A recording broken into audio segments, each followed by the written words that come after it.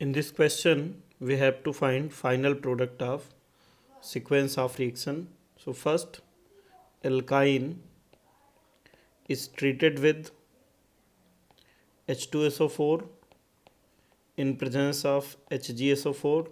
Now this is Kucherov reaction, and in this reaction addition of water takes place. So after addition of water we get enol. Now this enol gets tautomerized to give acetone as a product. So acetone is formed in Kucherov reaction. Now this carbonyl compound ketone is reacted with PCl5, so it is converted to gem dihalide, and along with gem dihalide we get POCl3.